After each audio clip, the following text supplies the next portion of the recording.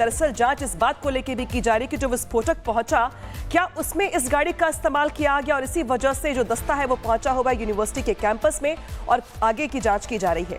Delhi blast मामले पर एक और बड़ा खुलासा हुआ है। वो खुलासा ये है कि दिल्ली ब्लास्ट की तरह अन्य शहरों में भी हमले की योजना बनाई गई थी। इसके लिए I-20 की तर्ज पर विस्फोटकों से लदी 3 और कारें तैयार की जानी थी। आतंकियों के निशाने पर कई शहर भी थे, तो वही दिल्ली ब्लास्ट का न्यू कनेक्शन भी सामने आया है। दिखाते हैं आपको स्पेशल रिपोर्ट के जरिए।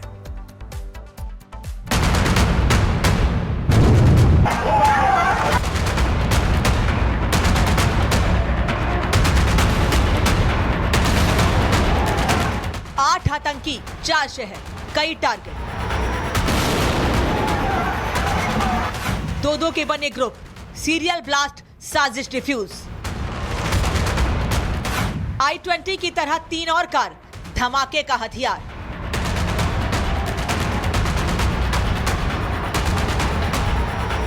दिल्ली ब्लास्ट मामले की जांच में एक के बाद एक चौंकाने वाले खुलासे हो रहे हैं।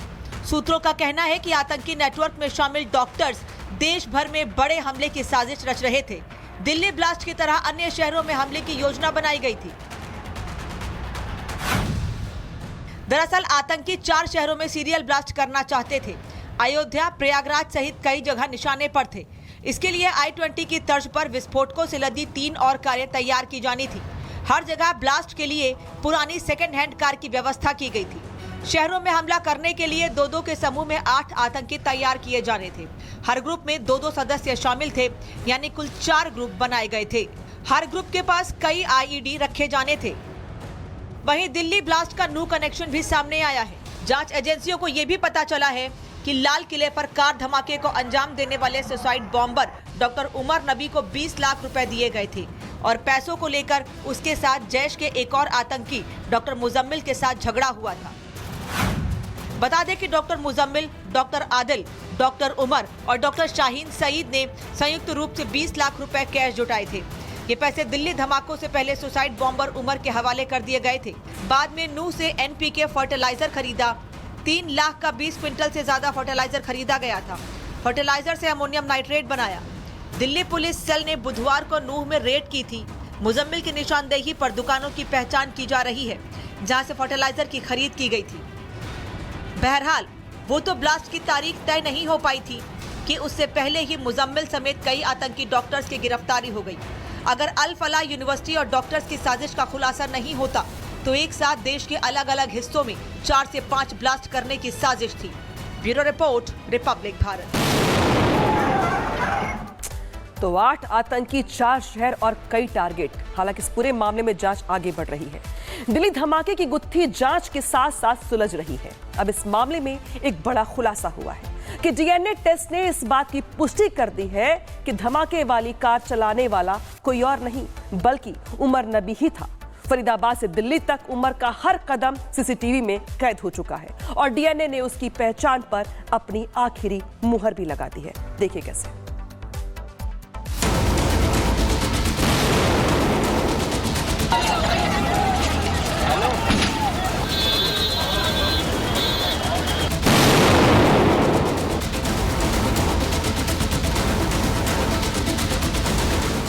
दस नवंबर की शाम दिल्ली के दिल में दहशत की वो गूंज जिसने पूरे देश को हिला दिया।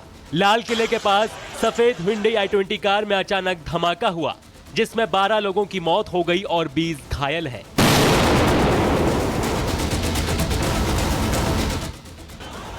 चारों तरफ चीख पुकार मच गई और बस मलबा रह गया।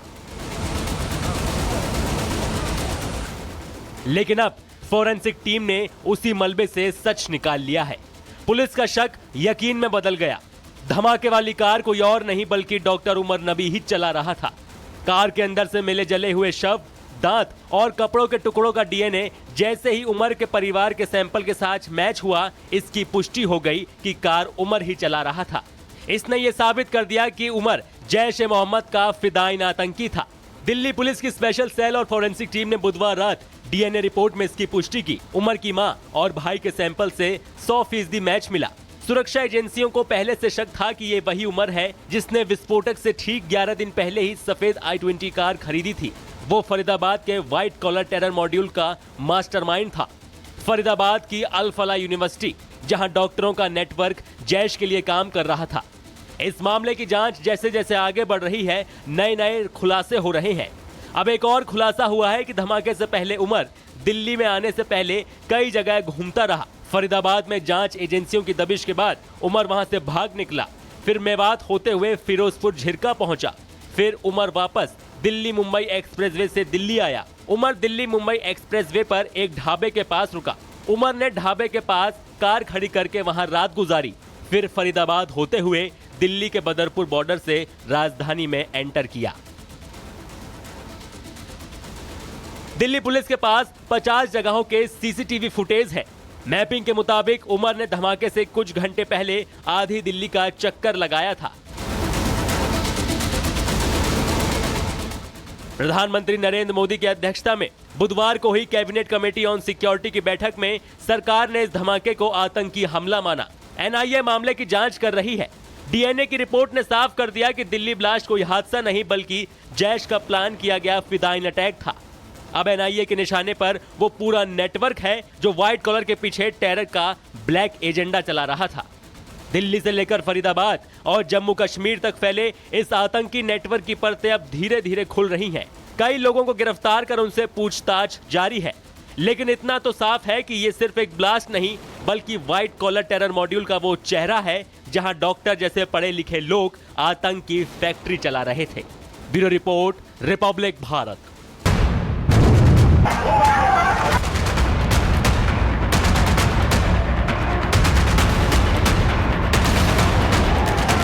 आठ आतंकी, 4 शहर, कई टारगेट। 2-2 के बने ग्रुप, सीरियल ब्लास्ट, साजिश डिफ्यूज। I-20 की तरह 3 और कार, धमाके का हथियार।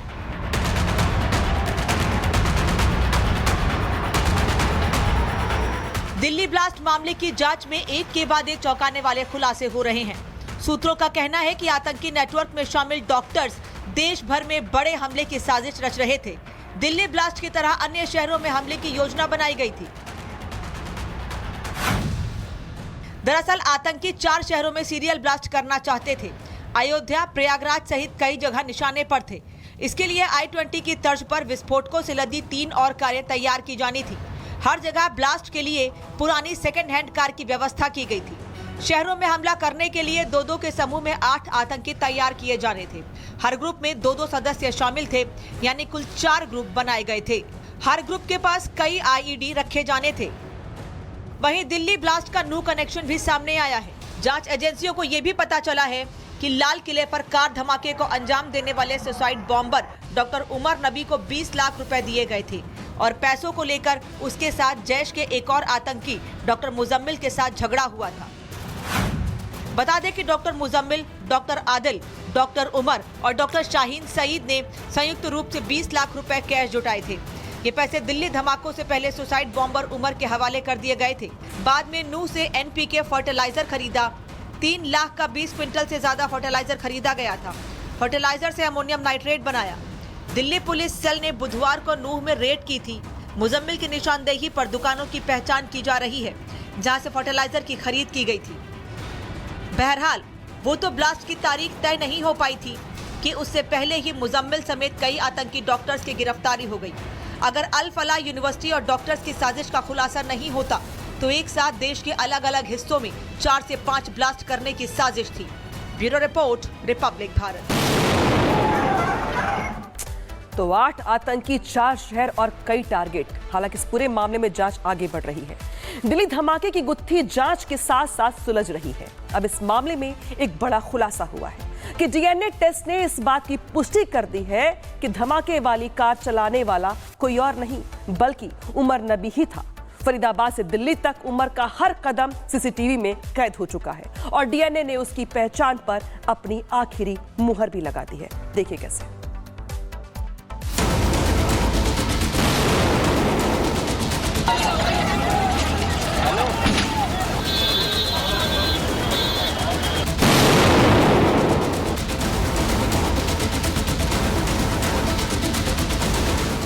दस नवंबर की शाम दिल्ली के दिल में दहशत की वो गूंज जिसने पूरे देश को हिला दिया। लाल किले के पास सफेद हुंडई i20 कार में अचानक धमाका हुआ जिसमें 12 लोगों की मौत हो गई और 20 घायल हैं।